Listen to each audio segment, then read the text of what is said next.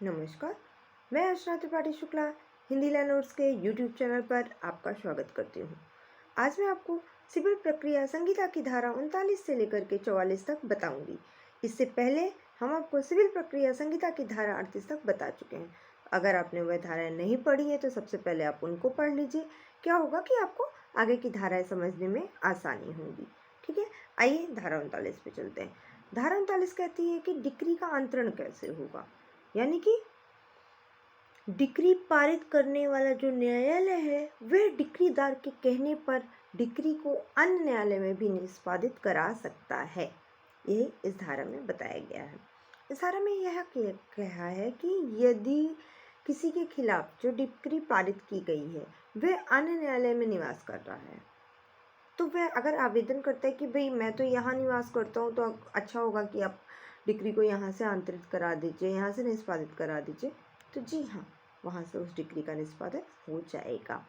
इसके अलावा यदि किसी व्यक्ति की संपत्ति जो कि डिक्री पारित करने के लिए पर्याप्त हो और वह डिक्री पारित करने वाले न्यायालय के अधिकार क्षेत्र में न होकर के किसी अन्य न्यायालय क्षेत्र में है, तो उस न्यायालय के द्वारा डिक्री का निष्पादन होगा कहाँ, जिसके अधिकार क्षेत्र में वह है। इसके अलावा डिक्री पारित करने वाला जो न्यायालय है, अगर उसके बाहर कोई संपत्ति है, विक्रय के लिए वह दूसरे न्यायालय के अधिकार क्षेत्र में है, तो वह दूसरे न्यायालय के द्वारा ही निष्पादित की जाएगी।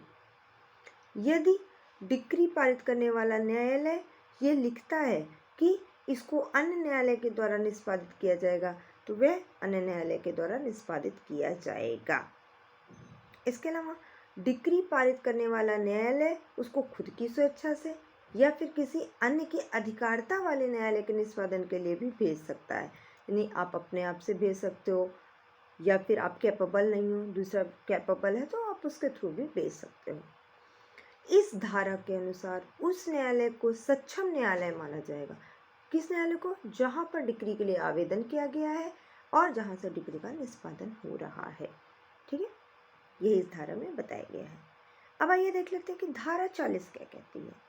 सिविल प्रक्रिया संहिता की धारा 40 कहती है कि किसी भी अन्य राज्य में डिक्री का अंतरण कैसे किया जा सकता है। जैसे किसी अन्य राज्य से क्या मतलब है? जैसे हम दिल्ली में हैं, सामने वाला व्यक्ति यूपी में है, तो दिल्ली से यूपी कैसे जो है डिक्री का अंतरण होगा, यह इसमें बताया गया है। जिसके अनुसार यदि डिक्री किसी अन्य राज्य को भेजी जा रही है, तो वह ऐसे न्यायालय को भेजी जाएगी जो कि नियम के अनुसार हो, और वहाँ पर वह जो भी रीति लगेगा, जो नियम लगेगा, जो वहाँ का रूल्स रेगुलेशन है, उसके अनुसार ही वहाँ पर डिक्री का निष्पादन होगा और उसी के अकॉर्डिंग डिक्री के निष्पादन के लिए वहाँ पर भेजा जाएगा। यह धारा सिविल प्रक्रिया संहिता की धारा 40 कहती है। अब सिविल प्रक्रिया संहिता की धारा 41 क्या कहती है? तो धारा 41 कहती है कि किस प्रकार से निष्पादन करने की प्रक्रिया और जो उसका परिणाम होगा उसको प्रमाणित किया जाएगा।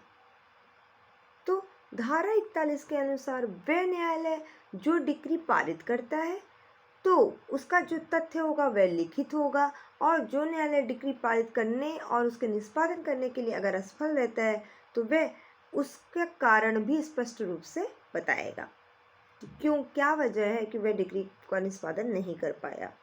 ठीक है, वह स्पष्ट अक्षरों में लिखेगा धारा 41 के अनुसार, सिविल प्रक्रिया संहिता की धारा 41 के अनुसार। ठीक है, अब आइए देख लेते हैं कि सिविल प्रक्रिया संहिता की धारा 42 क्या कहती है।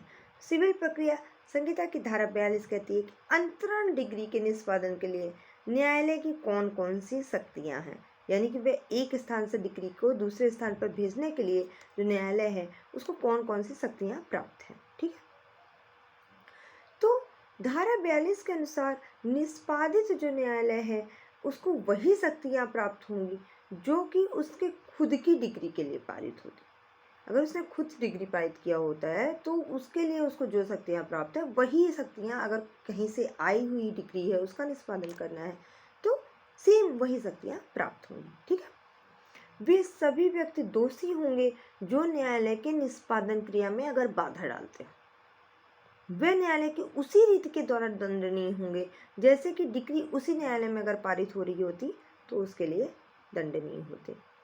ऐसे बाद में डिक्री के निष्पादन से संबंधित अपील भी उसी प्रकार से होगी, जैसे कि डिग्री अगर वहीं पर डिक्री पारित की गई होती तो जैसे अपील करते थे सेम वहाँ पर वही अपील कर सकते हैं जब डिक्री का निष्पादन उस न्यायालय से हो रहा होता है। इसकी धारा 2 उपधारा 1 क्या कहती है? ये उपबंधों पर प्रतिकूल प्रभाव न डालते हुए उपधारा के अनुसार न्यायालय की शक्तियों को जो डिक्री पारित करने वाली शक्तियां उसके अनुकूल बनाए रखने के लिए बताती है। धारा 39 के अनुसार किसी अन्य न्यायालय को निष्पादन के लिए उसको भेजने की शक्ति है। भाई न्यायालय देख रहा है हम इसमें सक्षम नहीं है या फिर कोई जो संपत्ति है वह डिग्री धारक की दूसरे न्यायालय में तो वह दूसरे न्यायालय में अंतरण कर सकता है, उसको ये शक्ति प्राप्त है। इसके अलावा धारा 50 के अनुसार कोई यदि ऋणी है और उसकी मौत हो चुकी है, अगर मर गया है वो, तो उसके प्रतिनिधि के विरुद्ध डिक्री का निष्पादन करने की भी शक्ति है। डिक्री को कुर्क करने की शक्ति है।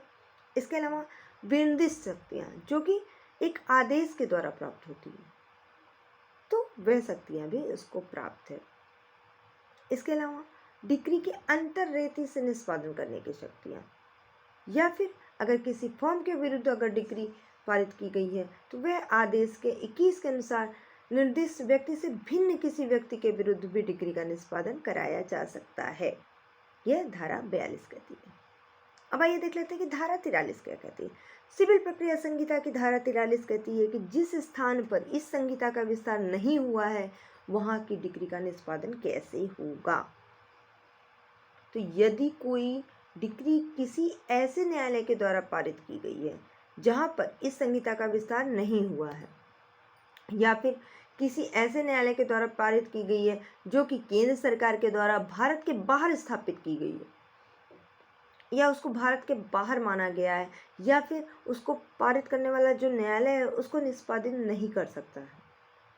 कुछ न्यायालय ऐसे भी हैं जैसे कि आपका एक लिमिट होता है, हर न्यायालय का एक लिमिट होता है, वह अपने लिमिट के अनुसार ही उसी लेवल पर डिग्री को पारित कर सकता है, परंतु उस लेवल से अगर उसने बाहर की डिग्री को पारित कर दिया है या फिर वहाँ पर न्यायालय ही नहीं है, किसी दूसरे न्यायालय ने उस डिग्री को पारित किया, तो उस केस में क्या करेंगे? वहाँ किसी राजस्व न्यायालय की डिग्री या फिर किसी वर्ग राज्य से संबंधित उसका निष्पादन किया जाएगा। यानी आपके जिले में नहीं है तो आप प्रदेश में जाओगे, आपके प्रदेश में नहीं है तो आप दूसरे प्रदेश में जाओगे, इस टाइप से डिग्री का निष्पादन होगा। यही धारा 43 में धारा 44 में बताई गई है। धारा 44A क्या कहता है? धारा 44A कहता है व्यतिकारी राज्यों के द्वारा पारित डिग्री का निष्पादन। अब व्यतिकारी राज्य क्या है? जहां किसी व्यतिकारी राज्य क्षेत्र के बड़े न्यायालयों की डिग्री का प्रमाणित प्रति जिला न्यायालय में फाइल की गई है तो उसका निष्पादन भारत में ऐसे क्षेत्र में होगा जहां पर यहाँ पर पारित की गई डिग्री हो। जैसा मैंने बताया, आपके क्षेत्र में नहीं है आप जिला में आओगे, जिला में नहीं है आप प्रदेश में जाओगे, प्रदेश में भी नहीं है आप दूसरे प्रदेश में जाओगे जो नज़दीक होगा। इस टाइप से वे न्यायालय उस डिग्री को पारित करने के लिए बाध्य होगा। डिग्री की प्रमाणित प्रति के साथ ही वरिष्ठ न्यायालय की प्रमाण पत्र भी फाइल किया जाएगा, जिसमें कि उसमें विस्तार से उल्लेख होगा कि भाई ये डिग्री यहाँ पर क्यों पारित की गई है, इसमें तुष्टि क्या हुई है, इसकी समायोजन की प्रक्रिया क्या हुई है, इसका निश्चायक सबूत क्या है, वो सब उसमें क्लियरली लिखा होगा। यदि धारा 47 के अनुसार यदि जिला न्यायालय उसका निष्पादन करता है तो डिग्री की प्रमाणित करते समय फाइल की गई जो भी उसके क्षेत्र न्यायालय से संबंधित है वह भी उसमें क्लियर लिखा होगा। समाधान के रूप में डिग्री धारा 13 के अनुसार खंडका के अनुसार च में विनिर्दिष्ट अपवाद में अगर आती है तो उसके भी डिग्री के निष्पादन से वह इनकार भी कर सकता है। यानी जिला न्यायालय चाहे तो उसको निष्पादित कराए, अगर वह किसी कारणवश उसको लगता है कि नहीं इस डिग्री को हम नहीं निष्पादित करा सकते हैं तो वह मना भी कर सकता है। यही धारा 44A में बताया गया है। तो आज के लिए बस इतना ही। अगर आपको हमारी वीडियो पसंद आई हो तो प्लीज़ लाइक करें, शेयर करें, सब्सक्राइब करें और बेल आइकन दबाना बिल्कुल मत भूलिए, जिससे कि हमारे आगे आने वाली जो भी वीडियो हैं वह आपको लगातार मिलती रहे। धन्यवाद।